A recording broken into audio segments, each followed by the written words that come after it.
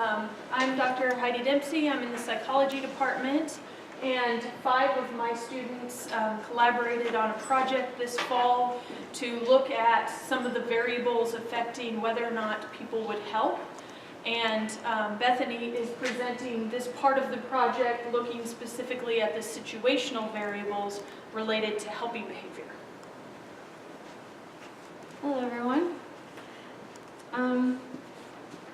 In the 1960s and the 1970s, there was a concentration of studies in the social psychology field concerned with guilt and prosocial behavior. An example of one of these is some effects of guilt on compliance. In this study, the subjects were asked to play the role of a teacher in a learning situation. Whenever the learner would make a mistake, the subjects were asked to flip a switch. When they flipped this switch, merely a loud buzzer would sound, but they were informed that when they flipped this switch, a strong electrical charge would be given to the learner.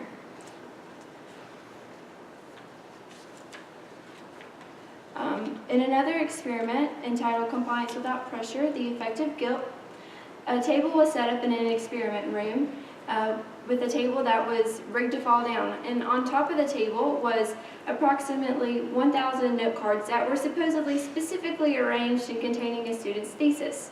So when the subject would walk in the room and sit down at the table would fall, and consequently the thesis would end up scattered across the floor.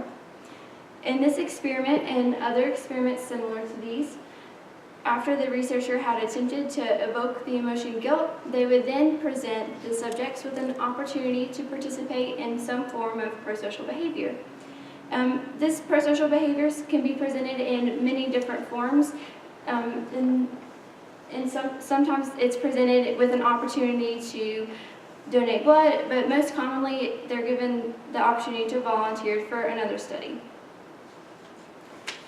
Despite the large body of research concerning guilt and prosocial behavior, there has been little to investigate if other negative emotional states, such as sympathy or shame, also are correlated with prosocial behavior.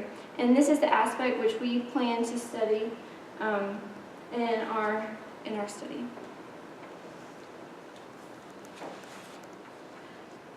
In our experiment, subjects initially completed the social value orientation measure. Next, they were placed at a computer to complete an activity. Prior to the subjects getting there, there was a program that we had installed on the computer, and it was timed to crash the computer while they were working there. After the computer crashed, the research assistant would go in and reprimand the subjects. And following that, they were presented with their opportunity to participate in prosocial behavior. And during debriefing, lastly, they completed an emotion checklist. There were 4 situational variables manipulated in our study. The first variable was the computer crashing. In some conditions, the computer continued to work appropriately, and other times it crashed. The second variable was the roommate status. Subjects were placed in the room sometimes by themselves, sometimes with 1 roommate, and sometimes 2 roommates. The subjects present while the computer crashed for a fellow subject, and they also witnessed the reprimand of a fellow subject, were placed in the sympathy condition. Subjects subjects who had their own computer crash and other subjects were there to witness the reprimand and the computer crash, and they were placed in the shame condition. The third variable was the reprimand for the students. After the computer crash and the research assistant goes in, they had to obviously address the blue screen of death. And in the condition with no reprimand, they would simply say, I'll have to let Dr. Dempsey know that something happened to the computer, but don't worry about it. But in the reprimand condition, they would go in and say, what happened? What did you do? Did you push any buttons? Did you go outside the activity? I'll have to let Dr. Dempsey know that something happened to the computer so she can try and fix it. And I just hope she backed up everyone's material from the last couple of weeks. Next, the last variable, was who they were given the opportunity to help. The first portion of the groups of the subjects were given an opportunity to volunteer for a second study for Dr. Dempsey, while the other students were given an opportunity to volunteer for a study for an unrelated professor, Dr. McKerchar. Next, we're going to look at our results. Our first variable, whether or not they had a roommate, there were no differences in helping with whether the subjects were alone, which had a mean of 45%, whether the subjects had one roommate, which had a mean of 43% and a standard deviation of 50%, or whether there was two roommates, which had a mean of 35% and a standard deviation of 48%. Second, the second variable was the computer breaking. There were no significant differences in helping based on whether the computer broke, which had a mean of 49% and a standard deviation of 50%, or whether the computer didn't break, which had a mean of 34% and a standard deviation of 38%. As you can see, there's a slight difference in this variable, but more research is needed to explore that.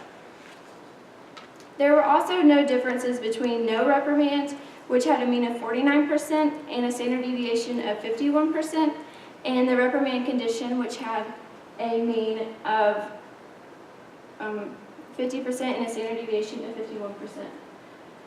Lastly, our helping variable showed no differences, whether they helped Dr. Dempsey, which had a mean of 40% and a standard deviation of 50%, or if they helped Dr. McKerchar, which had a mean of 40% and a standard deviation of 50%.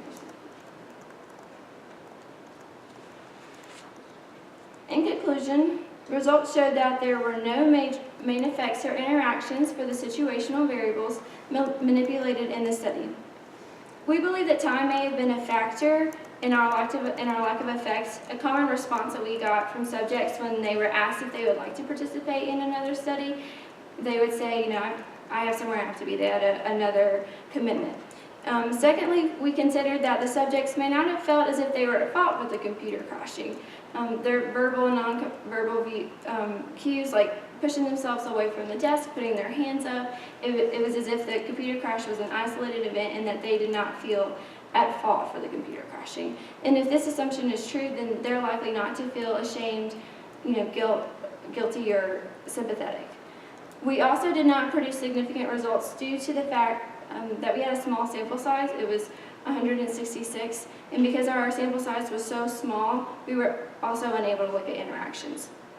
In further research, we would need to increase our sample size as well as adequately explain to the students the amount of time that's necessary for the research. And lastly, we need to reevaluate our avenue for creating the feeling of guilt or shame or sympathy. Thank you all for your time today. Does anybody have any questions?